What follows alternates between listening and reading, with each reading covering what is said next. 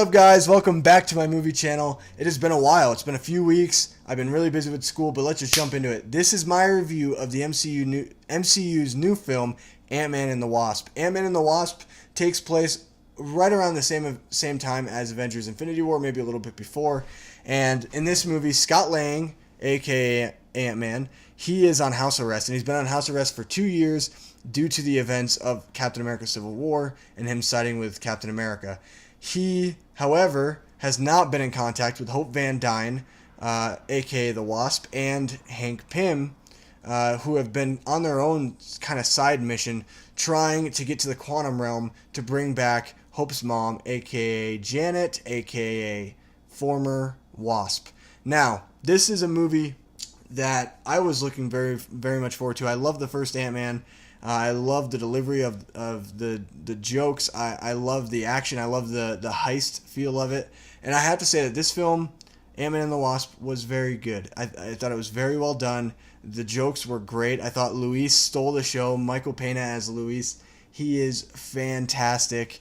He even has one of his Luis stories in here, and it was fantastic the way that played out.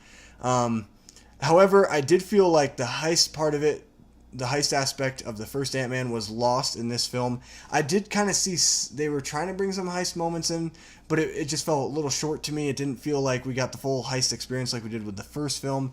And I also felt like a lot of the action in this movie, it was still very, very well shot and very well done. However, I wish that the villain would have been a little bit more easier to understand, and that the villain would have had a better motive. Now, in this film, there's two villains.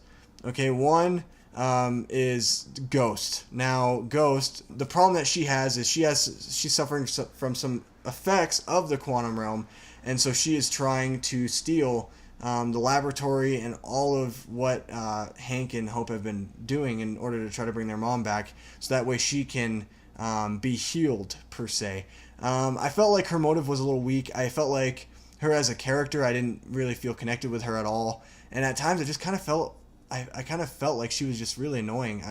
I just didn't like her, and I feel like part of that problem was the connection. I felt like we've also been blessed, as MCU fans and as movie-going fans. We've had the last two movies this year, Black Panther. We had Killmonger, who was just an amazing villain. You understood his motives, and you understood why he was doing what he was doing, and you could sympathize with him. Thanos, he's the greatest villain in the MCU by far. And you could understand what he was going for. It's not that he wanted to do it, but that he felt like he needed to do it. And what he was doing was completely right and justified. With Ghost, I felt like her character was very weak. I felt like as a villain, she didn't have a great motive. And honestly, she just kind of became one of those villains that are going to be forgotten for me, like we had with Thor: The Dark World and Iron Man. Iron Man 2. I felt like the villains in those movies kind of show what they're the best way of me demonstrating how this new villain of Ghost is in Ant-Man and the Wasp. I felt Paul Rudd was fantastic as usual. I love Paul Rudd. I think he's electrifying. I think the way he played this character was very smart.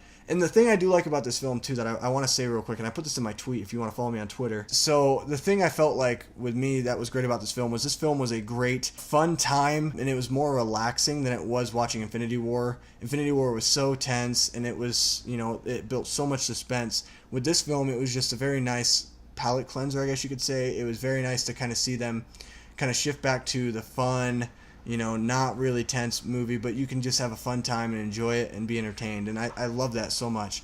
This film also has two post-credit scenes, and I thought both post-credit scenes were fantastic. Both of them. The first one's definitely better than the second one.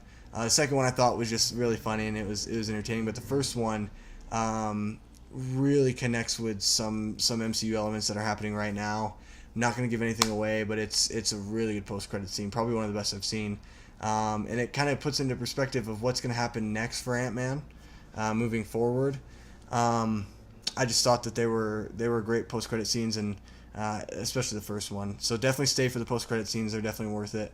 Overall, I would say this movie, it was a lot of fun. I had a blast. Was it as good as the first one? No, not by any means. I don't think it was better than the first one. I think I would put this movie up there with, like, sequel-wise, like Guardians of the Galaxy Volume 2. I would say that this sequel did a lot of justice to the first Ant-Man, had a lot of throwbacks, and honestly, it was just a lot of fun to see Paul Rudd and Evangeline Lilly, kick butt in Ant-Man and the Wasp. Have you guys had a chance to see Ant-Man and the Wasp? What did you think? Let me know below. Guys, make sure you hit that like button. Also, subscribe to my channel. I'll be posting more videos this upcoming week. I promise you that. I love you guys, and I will see you in my next video.